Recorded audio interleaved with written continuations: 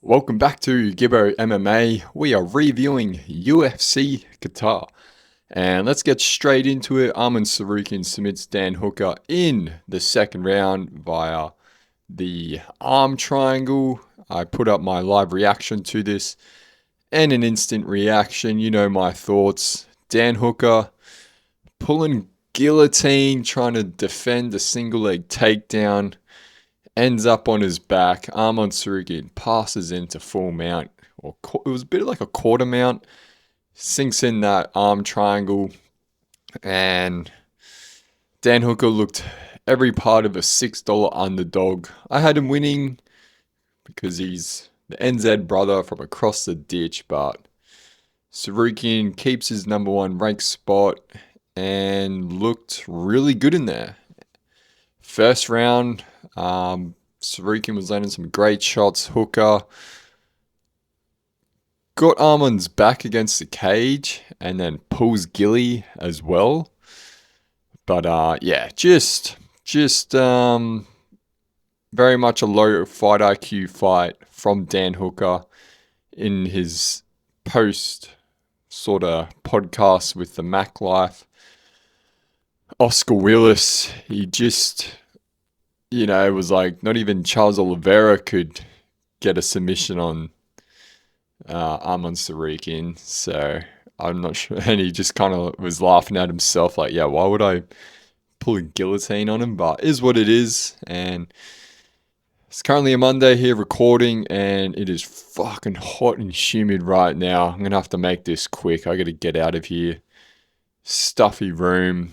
Very uncomfortable to record in, so see how long we last in here. But Ian Machado Gary gets the win over Bilal Muhammad. 30-27 on two judges' scorecards, 29-28 on the other one. And then calls for his title shot against Islam. And yeah, just for the amount of shit Ian Gary talks, you'd think he would start knocking blokes out. But he's been on a bit of a decisionator run of late.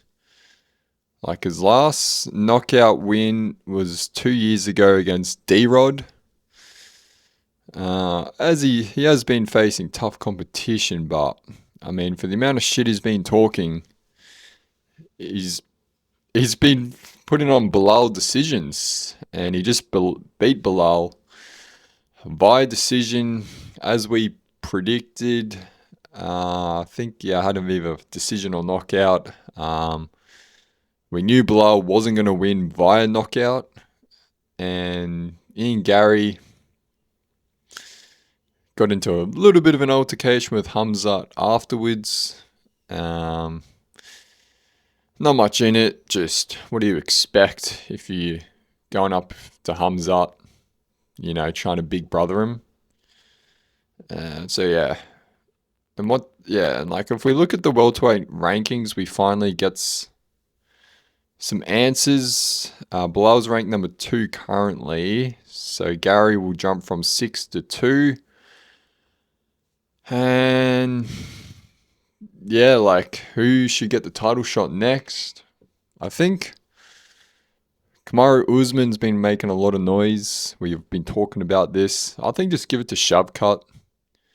Ian Gary and Michael Morales can fight it out for a number 1 contender spot. Even though Shavkat's been inactive, people forget he's undefeated. He was supposed to fight for the title. Bilal pulled out. And yeah, I think just give it to Shavkat because early next year, I don't want to have to wait till the White House or whatever, or we'll have to wait after Ramadan for Islam to fight again. Yeah, so I'm a bit low energy today, guys, but it's just fucking hot, man. Like, fucking sweating in here. It's fucking miserable. Because yeah, it was an exciting card, UFC Qatar. Like, very exciting stuff. A lot of knockouts, a lot of finishes. We had Volkan Oezdemir just run through Alonzo Menfield. And, Miktabek Orobai finishes Jack Hermansson at welterweight. Like, Orobai moving up from lightweight to welterweight. Hermansson moving down from middleweight to welterweight and getting fucking torched again because he got torched by RoboCop. At middleweight, moves down and gets torched again. Is it time for Jack Hermansson to hang it up? He definitely should move back up to middleweight, but like, how old is he?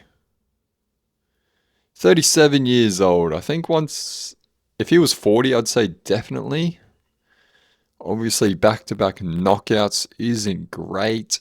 Like, he was coming off that nice 5-round decision win over Joe Pyfer. So, been a bit of a fall off here, but he could, get a few more fights in as long as he's not getting torched.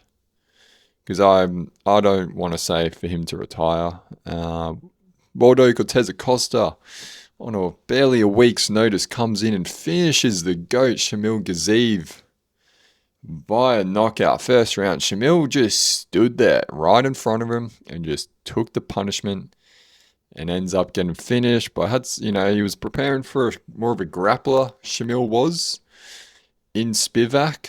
So, yeah, but Waldo flying across the world, short notice, and gets the win. Horiguchi defeats the Dagestani Tagir Ulanbekov by round 3 submission. Just wore on him. Pieced him up and eventually gets there in the 3rd round. Man, I think Tagir should move up to bantamweight. I think he's just depleting himself. He just doesn't look like he's performing at a level he should be, because I think he's just so depleted and broken down. Because if you look at his frame, it says he's 5'7", but he looks 6 foot in there against these 5'3" guys. I think he should move up to bantamweight. He's 34 years old. I think he's like, you can see his stature in there. He is so too lean, just too lean in there. You can still see he could use an extra 10 pounds to fill out his frame. And yeah, it looks like he just lack cardio. Can't finish the takedowns he wants to. Can't get his striking going. Can't take the damage when you're depleting yourself of that much. Luke Riley on debut starches Bogdan Grad. Started off a bit shaky, but gets him in the 2nd round, so well done to him.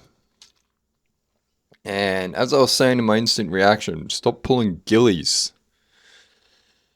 Dan Hooker, trying to do some, like Dustin Poirier, I don't even think he's got a win by a guillotine ever.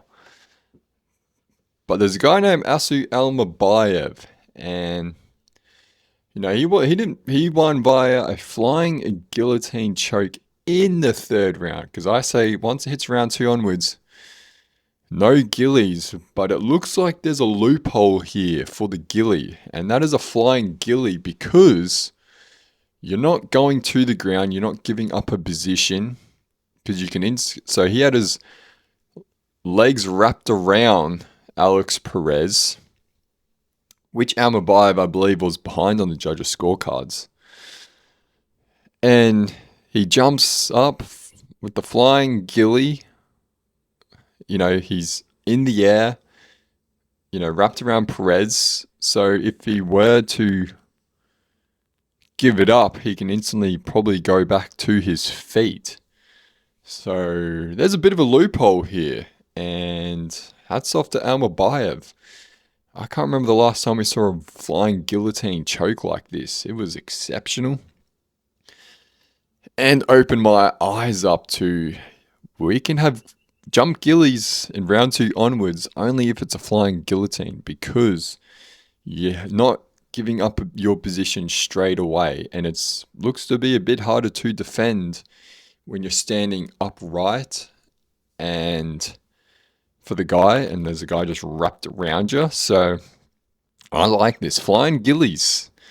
So pull gilly in round 1 all you want. Pull it because you're a bit more drier. You can easier to finish. But round 2 onwards, hit the flying gilly if you want. Just jump up there. If it's not on, you can easily just disengage your legs and go into a clinch or just escape and move outwards. But Asar Mabayev, well done, well done. And the biggest favourite on the card, Abdul Rahman, finishes Rafael in the first 33 seconds. He was paying like $1.08, huge favourite, so well done to him. Alexandra Topuria versus Bazcott. Almacon, a fun 3-round fight, very fun. And Topuria gets to win, Ili Topuria's brother. Yeah, similar styles. He fights at bantamweight, and yeah, you can see he takes a step back because he's 7-1 now, but he's fought twice this year, but you can see he kind of, it revolves around Ilia Topuria right now because I think Alessandro is kind of like one of his main coaches and training partners or something. But you can see the skill level in him, just not very, like he fought twice this year, but you know, I think he's kind of stunted his MMA growth because he's been helping his brother, which I do admire very much. So yeah, I'm not sure what Alessandro's title aspirations are, because you can see he's very good, but just kind of takes a bit of a back step to help Ilya out. So a very fun fight. Go watch it.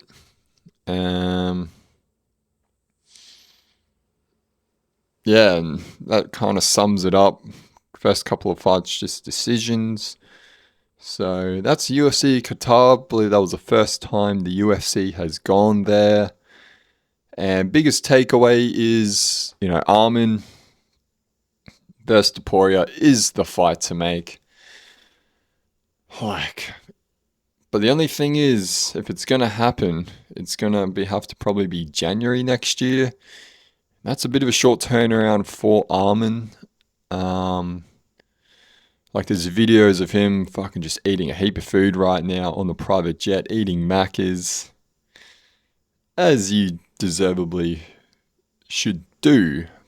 But if you got a short turnaround, man, he's going to have to just have a week off and just lock straight back into fight camp.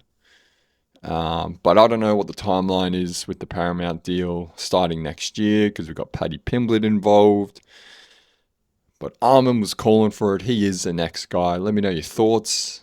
But yeah, it's just this White House card. And then I think we go to Sydney in February. So I assume that's Volkanovski's probably going to main event that. So it's looking like January, March. But yeah, Armin Tsarukyan should be fighting Topuria next. Some other fight news. We had the Mimic Bro guy at the event. He does mimics like Islam impersonations of Ilya, and he went around and did like he got to meet him and got to do a little impersonation in front of them with Ilya and Hamza and Armin. It's pretty cool to see, it was probably not even 6 months ago this guy started posting these impersonations and just blew up. And now he's at these events, which is awesome to see for these niche MMA creators. Yeah, Mimic Bro on Instagram, I believe his username is. So go give him a follow and a watch. Super cool guy. Very humble, but very good at his impersonations. And yeah, and then McGregor, just this morning, after over a month lay off the socials, does some tweets. So his Instagram is, I believe, deactivated. Like you search him up, you can't find his Instagram. So I believe he's deactivated that. A lot of water breaks this episode. You want to come to Australia? You want to come to Queensland, especially Gold Coast?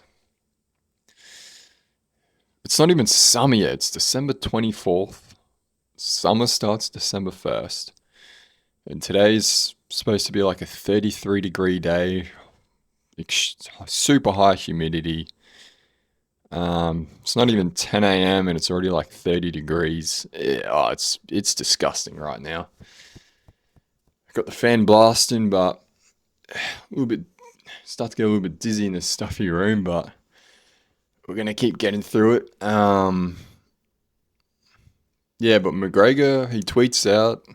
Um, he went to Mexico and did like this psychedelic therapy thing for like trauma, and it's called ibogaine. So I googled it up, and like, what is ibogaine treatment for? The tweet McGregor was saying is like, oh, he's been saved. Uh, Way more. He feels a lot better. Feels like a new man. Um, all that stuff. But ibogaine, it's like a Google. What is ibogaine treatment for? And it says uh, the dissociative psychedelic drug was first used in African spiritual rituals and has earned a reputation for its ability to curb or even eradicate opioid cravings in drug users. There was another one.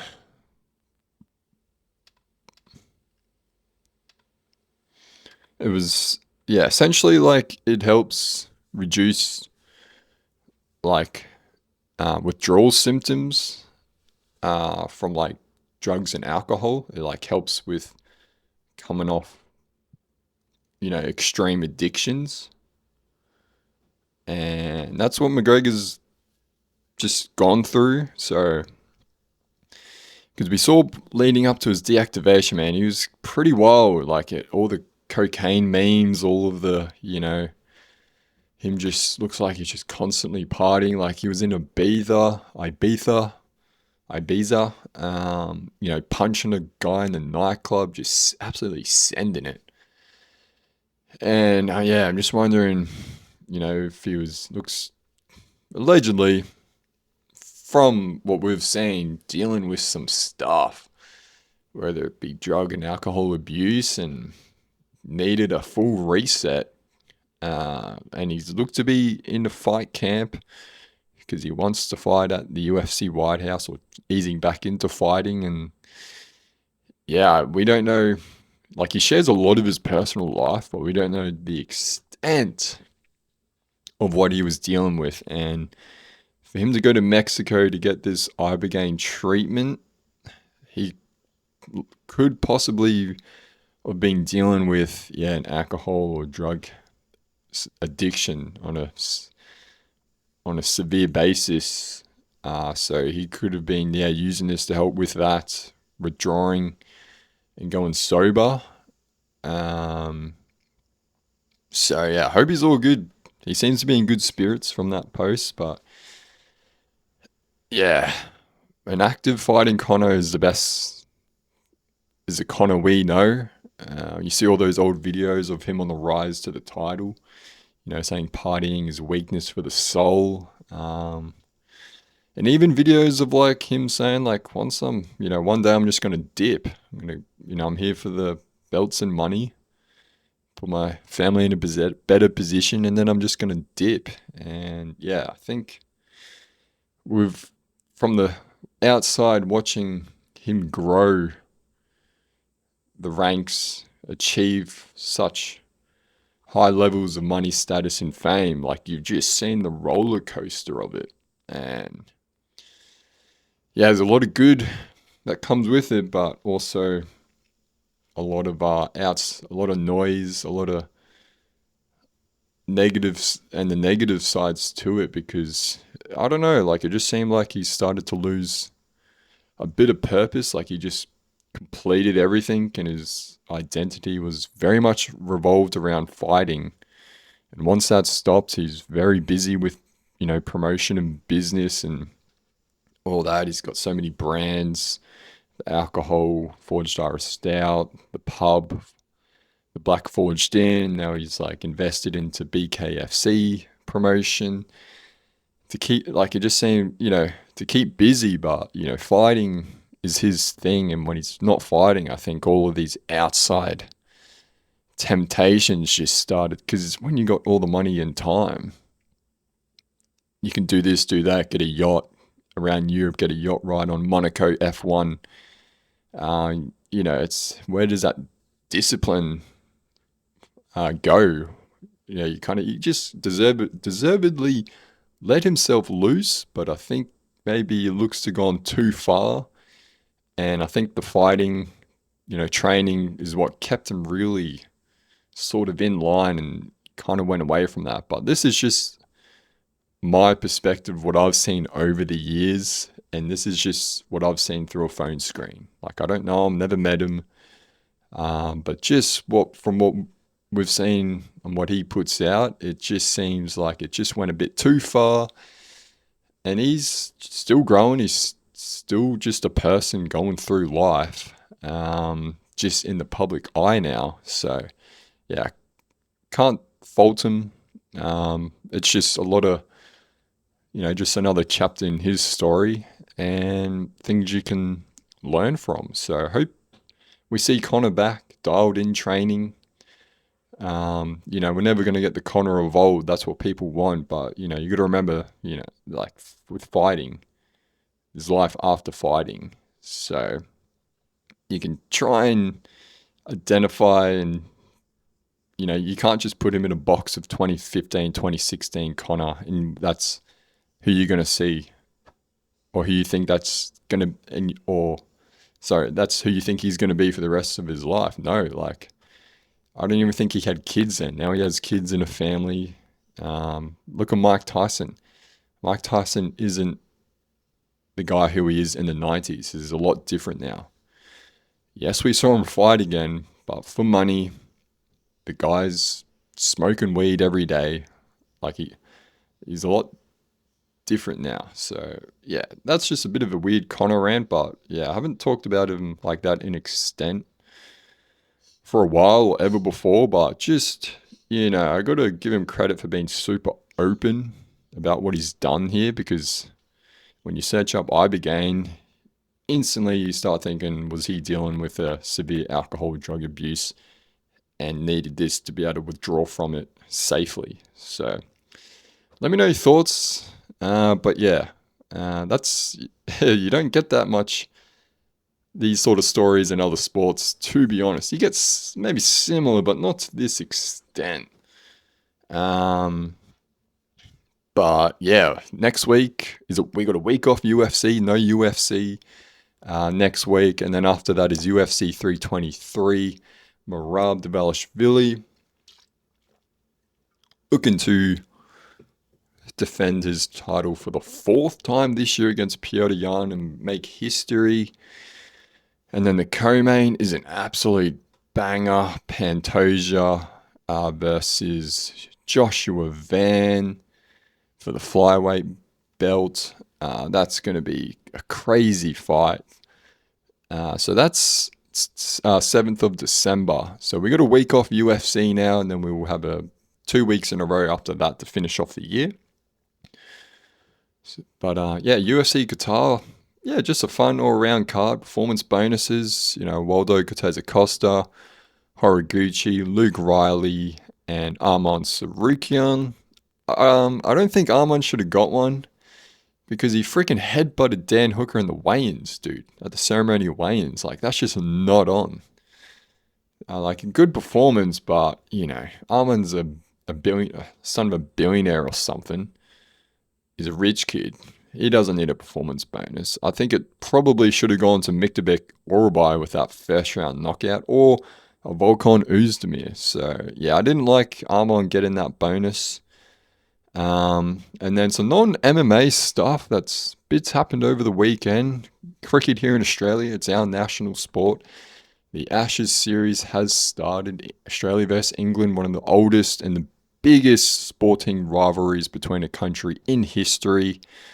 Because if your country's not a cricketing nation, you wouldn't care or know about this. But this is like one of the biggest sporting rivalries between a nation in history. They started this in 1890, or the late 1800s. The Ashes started people from Australia would get on a boat for like a however months voyage, would get a boat to England, play them in the Ashes, and they would do that like every 2 years. And then people from England would get on a boat, travel all the way here. But at the start, it was mainly just guys from Australia getting on a boat and traveling all the way to England.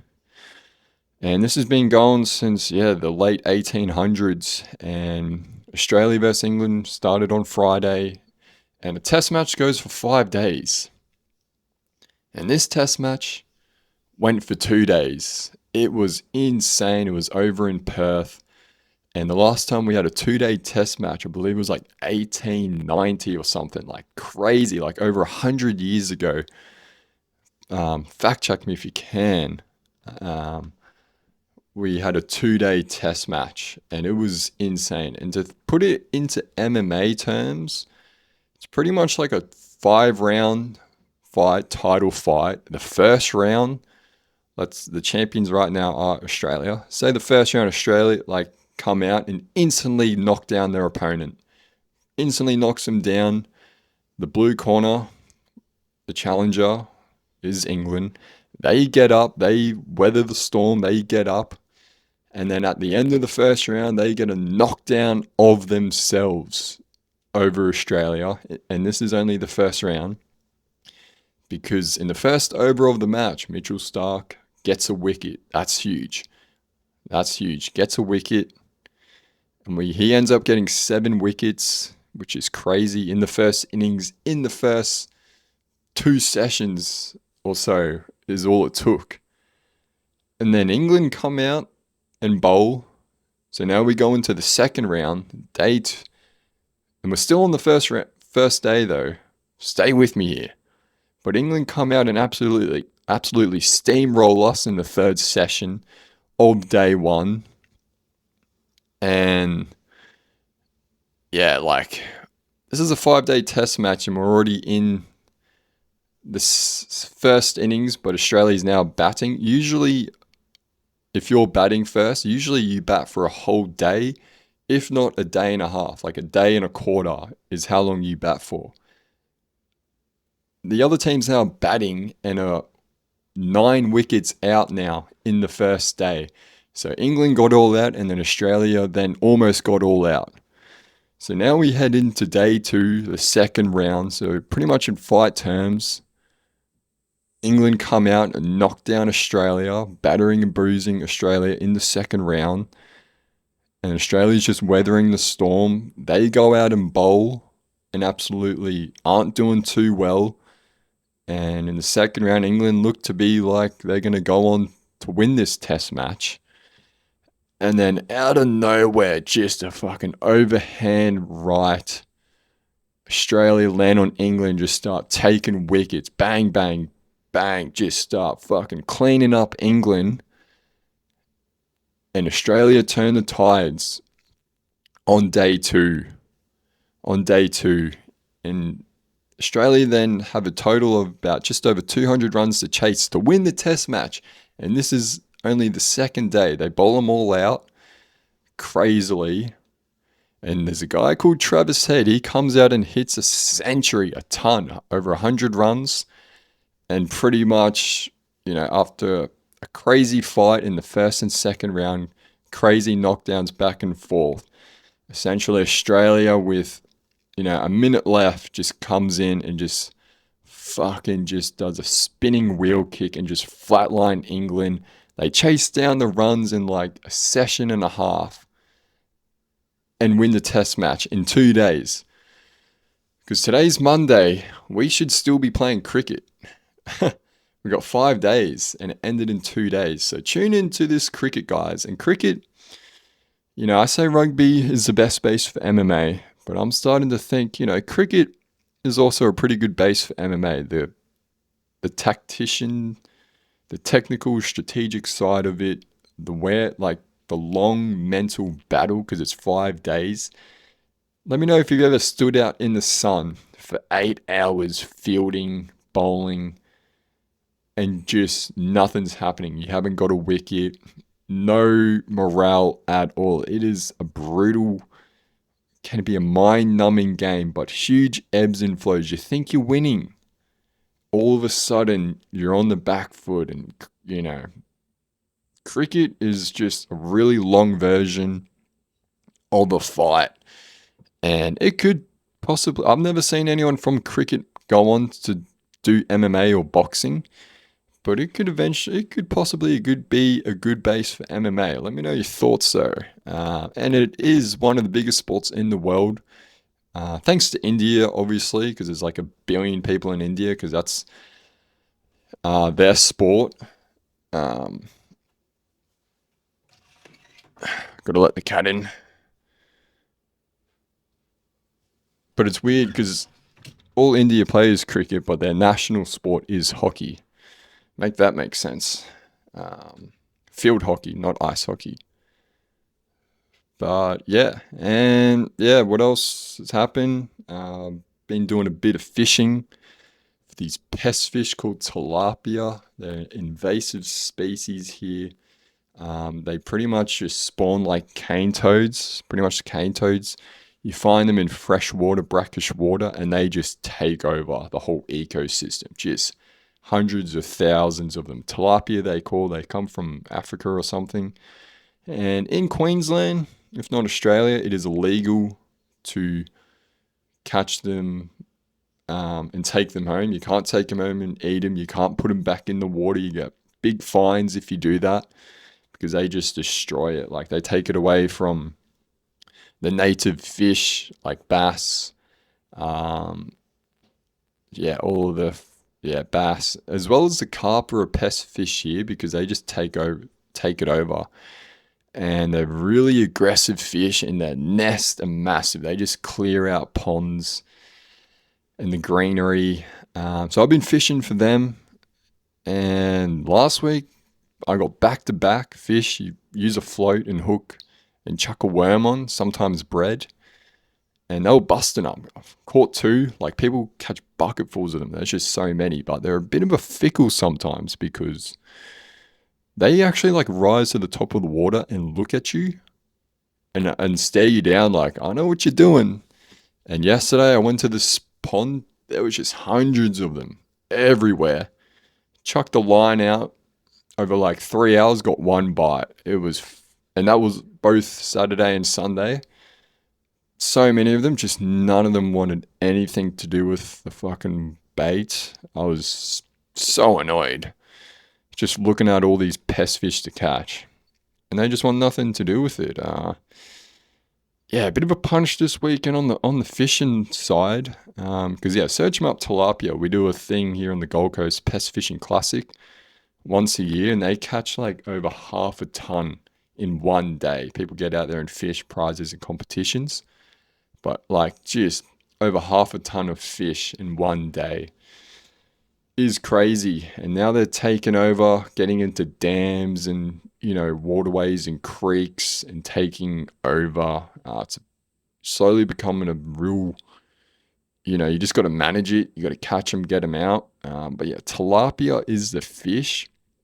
Look a bit like a brim, and yeah, absolute pest fish. If you catch one, get them out, bury them or spike them in the brain, dispose in a bin. So that's what I've been kind of doing lately outside of the MMA world, is fishing and work. But yeah, it's good fun. The tilapia, good little fight. I mean, I did catch 1 fish this weekend, but it was a brim, the wrong fish. I was literally saw it up along the rocks, threw the line out, instantly got it, and I was like, fuck, it was a brim. So I put that one back. But yeah, that's UFC Qatar, guys, reviewed. Some questions answered.